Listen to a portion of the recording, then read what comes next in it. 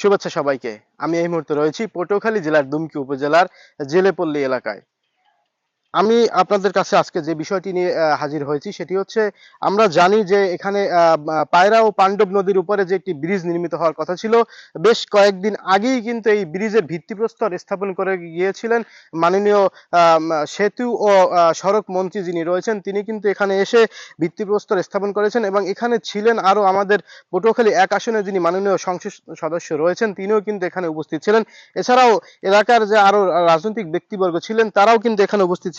আমি এখন আপনাদেরকে দেখাতে চাই, এখানে যে একটি ভিত্তিপ্রস্তর স্থাপন করেছিল যে এই ব্রিজের, সেই ভিত্তিপ্রস্তরটি কিন্তু রাতারাতি গায়েব হয়ে গিয়েছে। আমরা এলাকায় এসে যে জনসাধারণ রয়েছে তাদের সাথে কথা বলে জানতে পেরেছি, এই যে ফলকটি ছিল এখানে, এই ফলকটি কিন্তু রাতারাতি তারা মানে এখান থেকে গায়েব হয়ে গিয়েছে এবং তাদের সাথে কথা বলে যেটা জানতে পেরেছি যে এখানে একদল লোক এসেছিল ট্রাক নিয়ে, তারা এই ভিত্তিপ্রস্তরটি এখান থেকে ভেঙে ট্রাকে নিয়ে চলে গেছে কোথাও। এবং এখানে এই যে মানে ভিত্তিপ্রস্তরটি ছিল এটি কিন্তু খুব চূর্ণ বিচূর্ণ করে ভাঙা হয়েছে। এখানে কিন্তু দর্শক আমি আপনাদেরকে যদি দেখাতে চাই যে এখানে কিন্তু এই যে টাইলস ছিল, এই টাইলসের কিছু ভাঙা অংশ কিন্তু এখানে দেখা যাচ্ছে।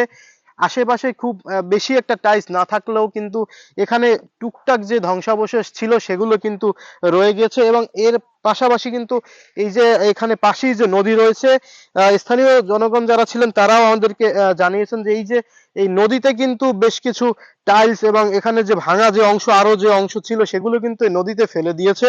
আসলে এই যে ভাঙা অংশগুলো ছিল এগুলো নদীতে ফেলে দেওয়ার আসলে রহস্য কি, আর এভাবে একটি ব্রিজের যে ভিত্তিপ্রস্তর ছিল এই ভিত্তিপ্রস্তরকে গোপন করার আসলে আসল রহস্যটা কি, সেটা আসলে আমরা এখনো উদ্ঘাটন করতে পারিনি।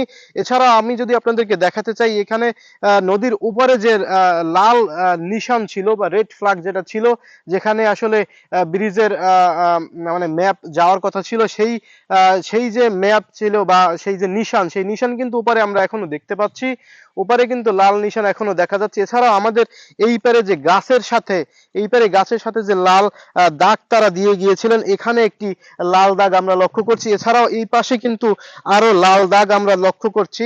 আমরা যদি আপনাদেরকে দেখাতে চাই যে এখানে এখানে কিন্তু এই যে মাঠের ভিতরে দুইটা লাল নিশান রয়েছে এবং এই পাশেও কিন্তু রাস্তার পাশেও একটা লাল ফ্ল্যাগ রয়েছে।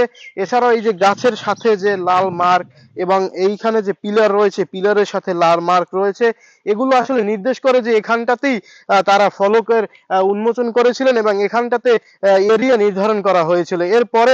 এরপরে আসলে হঠাৎই গায়েবী ভাবে এই যে ফলক ছিল, এই ফলকটি গায়েব হওয়ার আসলে যে রহস্য সেটি আমরা এখনো জানতে পারিনি, বা এলাকাবাসীর সাথে আমরা কথা বলে যেটা জানতে পেরেছি, এখানে যে ফলকটি ছিল এই ফলকটি তুলে নিয়ে গিয়েছে এবং তারা যখন জিজ্ঞেস করেছে তাদেরকে কিছু বলেনি এবং না বলার পরেও তারা আশপাশ থেকে আরো জানতে পেরেছে যে তারা দুই একজন এখানে বলে গিয়েছেন যে এখানে আর সেতুটি হবে না, এই সেতুটি চলে যাবে যে সামনে যে ফেরিঘাট ছিল বাহেরচর এলাকায় যে ফেরি ছিল, সেই ফেরির ওখান থেকেই নির্মিত হবে এই যে পায়রা ও পাণ্ডব নদীর উপরে যে সেতু, সেই সেতুটি।